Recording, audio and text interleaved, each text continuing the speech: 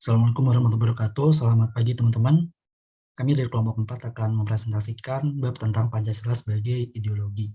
Nama saya Muhammad Ain Rozikin dan teman saya Irfan Kurniawan, Fadil Muhammad Yuda, dan Raffi Alan Reksa. Yang pertama kita akan membahas tentang Pancasila dan agama.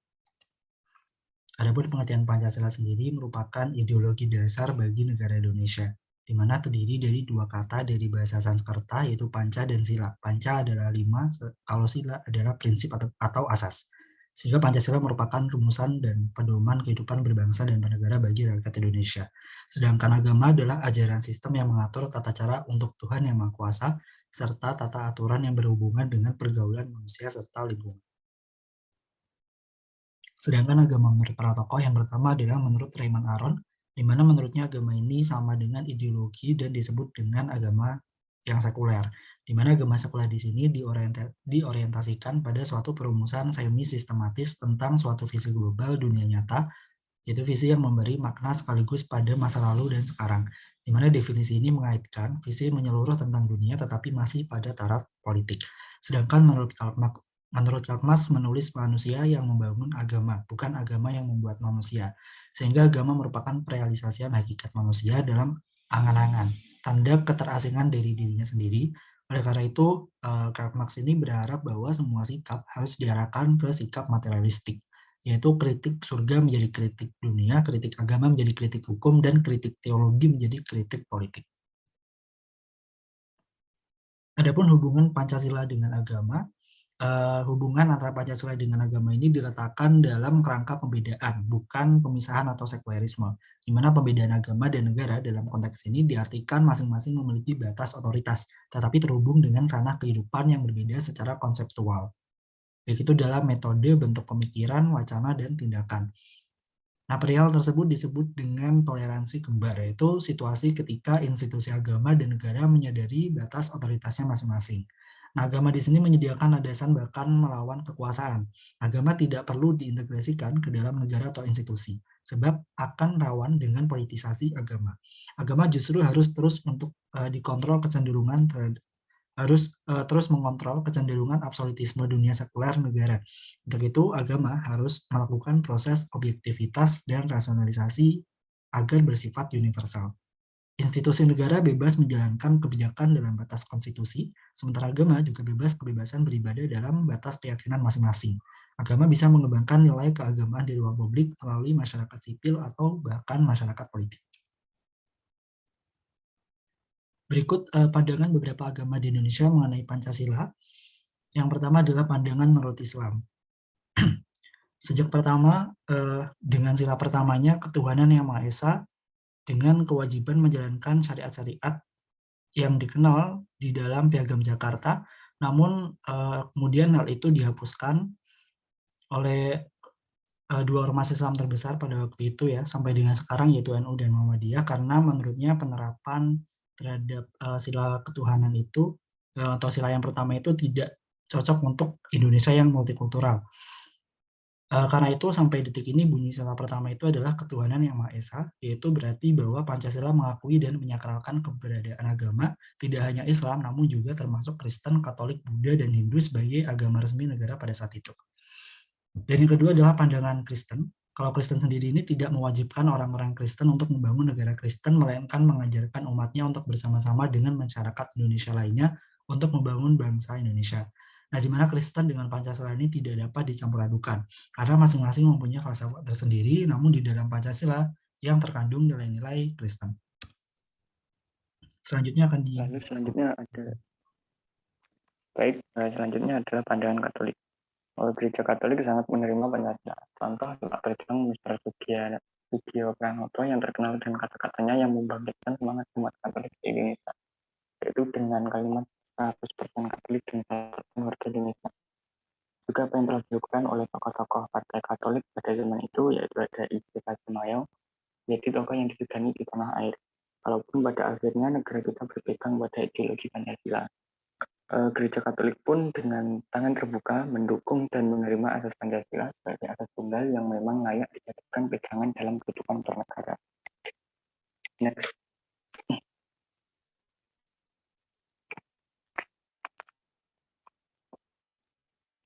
Jadi, nah, selanjutnya ada pandangan Buddha. Pancasila atau Panca dan Sila adalah kode etik fundamental dari Buddha. Rela dilakukan oleh pengikut Buddha Gautama. Istilah ini adalah kebijakan 5 aturan atau sila kebijakan. Kaum awam terlibat untuk mengikuti ajaran pada saat yang sama mereka menjadi Buddhis berlindung dalam 3 permata, yaitu dalam Buddha atau Guru, dalam Dharma atau ajaran, dan ketiga dalam Sangha atau komunitas spiritual. Seperti semua aspek dari ajaran Buddha, Dharma, atau Pancasila dianggap sebagai logika daripada supranatural yang berasal dan harus dilakukan secara sukarela dan bukan sebagai paksaan. Next.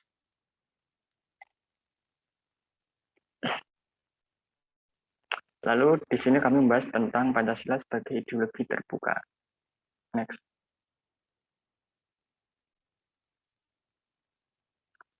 Pancasila ideologi terbuka merupakan ideologi yang bersifat inklusif, tidak totaliter, dan tidak dapat dipakai melegitimasi kekuasaan oleh sekelompok orang.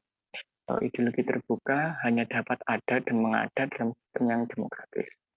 Next. Lalu di sini ada ciri-ciri ideologi terbuka. Yang pertama adalah ideologi terbuka selalu hadir dalam diri subjek sehingga selalu relevan dan aktual. Dan yang kedua adalah ideologi terbuka realistis yang mencerminkan kenyataan hidup yang berkembang dalam masyarakat yang menjadi tempat lahir dan berkembangnya ideologi. Yang ketiga adalah ideologi terbuka bersifat idealis. Maksud dari idealis adalah konsep yang mampu menghadirkan harapan, optimisme, dan mampu mendorong penganutnya untuk mengaplikasikannya dalam kehidupan agar sampai pada cita-cita yang telah diidamkan bersama. Lalu yang keempat, yaitu ada ideologi terbuka bersifat fleksibel, yakni mampu menyesuaikan diri sesuai dengan perkembangan keadaan. Next. Selanjutnya akan dilanjutkan oleh Baik, selanjutnya adalah penjelasan mengenai Pancasila sebagai ideologi terbuka. Pancasila sebagai ideologi terbuka mulai berkembang sejak tahun 1985. Tetapi semangatnya sudah tumbuh sejak Pancasila ditetapkan sebagai dasar negara. Sebagai ideologi, Pancasila menjadi pedoman dan acuan dalam menjalankan aktivitas di segala bidang, sehingga harus bersifat terbuka, fleksibel, dan tidak tertutup, sehingga tidak membuat ketinggalan zaman. Sebagaimana yang diungkapkan oleh Alfian, Pancasila telah memenuhi syarat sebagai ideologi terbuka. Hal ini terbukti dari adanya sifat-sifat yang melekat pada Pancasila maupun kekuatan yang terkandung di dalamnya, yaitu memenuhi persyaratan kualitas 3 dimensi.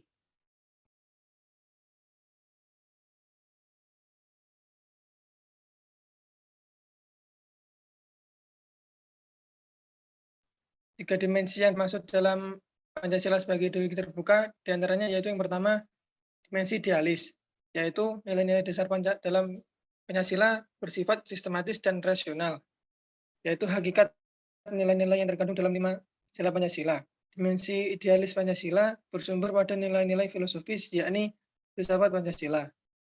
Oleh karena itu, dalam setiap ideologi Pancasila bersumber pada pandangan hidup nilai-nilai filosofis.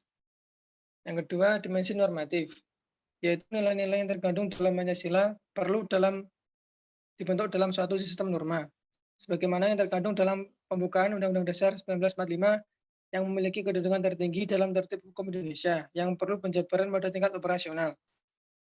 Yang ketiga, dimensi idealis, yaitu nilai-nilai yang terkandung dalam Pancasila harus mampu mencerminkan realitas masyarakat Indonesia. Pancasila memuat nilai normatif saja harus dioperasikan pada level praktis. Next.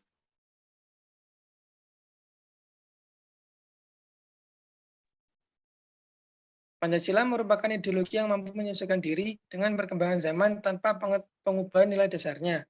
Yang berarti bahwa nilai dasar Pancasila dapat diubah atau diganti dengan nilai-nilai dasar yang sama, artinya dengan meniadakan Pancasila atau meniadakan identitas atau jati diri Indonesia.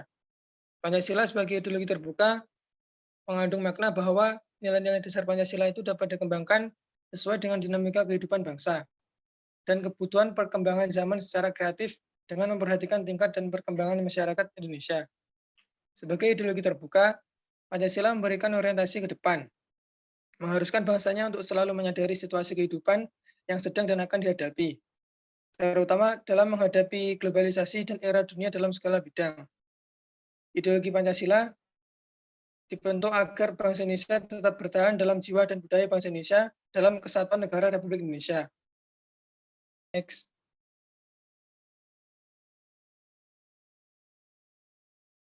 Pancasila sebagai suatu ideologi tidak bersifat kaku dan tertutup, melainkan bersifat terbuka.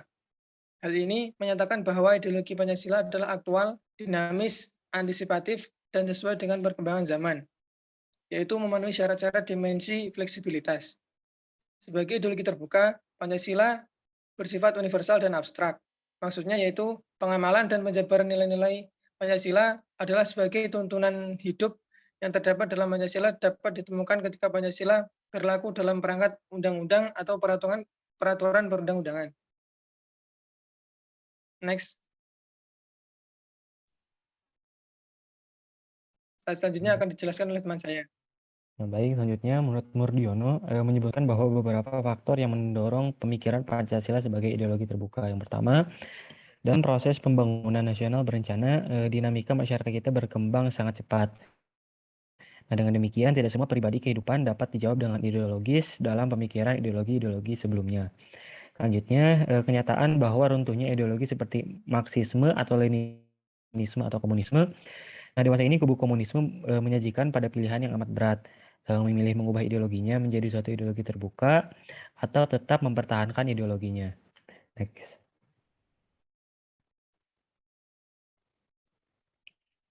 Nah, selanjutnya pengalaman sejarah politik kita sendiri dengan pengaruh komunisme sangat penting karena pengaruh ideologi komunisme yang pada dasarnya bersifat tertutup. Nah, Pancasila ini pernah menjadi semacam dogma yang kaku.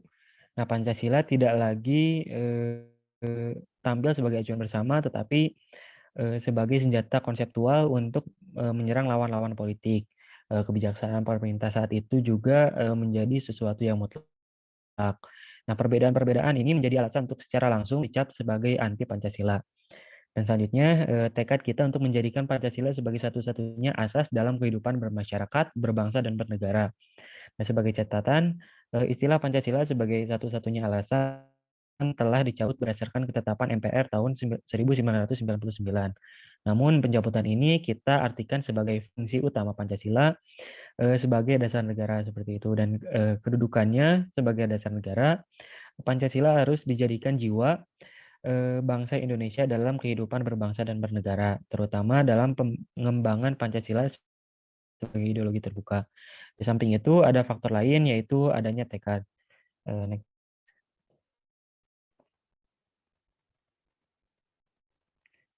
Nah, selanjutnya ada konsekuensi Pancasila sebagai ideologi terbuka. Pancasila sebagai ideologi terbuka adalah membuka ruang untuk membentuk kesepakatan masyarakat mengenai bagaimana mencapai cita-cita dan nilai-nilai dasar tersebut. Nah, kesepakatan tersebut adalah kesepakatan kedua dan ketiga sebagai penyangga konstitusionalisme, yaitu kesepakatan tentang aturan hukum sebagai landasan pemerintahan atau penyelenggaraan negara, dan kesepakatan tentang bentuk institusi-institusi dan prosedur-prosedur ketatanegaraan atau bentuk institusi dan prosedur.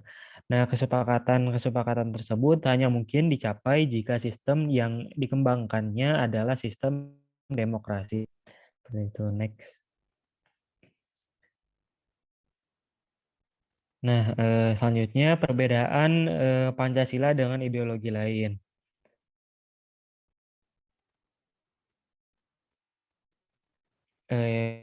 Yang pertama ada Pancasila sebagai ideologi bangsa Indonesia memiliki perbedaan dengan sistem kapitalisme liberal maupun sosialisme komunis. Pancasila mengakui dan melindungi baik hak-hak individu maupun hak masyarakat baik di bidang ekonomi maupun bidang politik. Yang kedua, dalam sistem kapitalisme dasar perekonomian liberal bukan usaha bersama dan kekeluargaan, namun kebebasan individu untuk berusaha seperti itu. Dan selanjutnya, dalam sistem etatisme, negara yang mendominasi perekonomian bukan warga negara sebagai individu maupun bersama-sama dengan warga negara lainnya, atau pemerintahan yang mengatur sistem seperti itu. Nah, mungkin itu presentasi yang dapat kelompok kami sampaikan. Kurang lebihnya mohon maaf. Wassalamualaikum warahmatullahi wabarakatuh.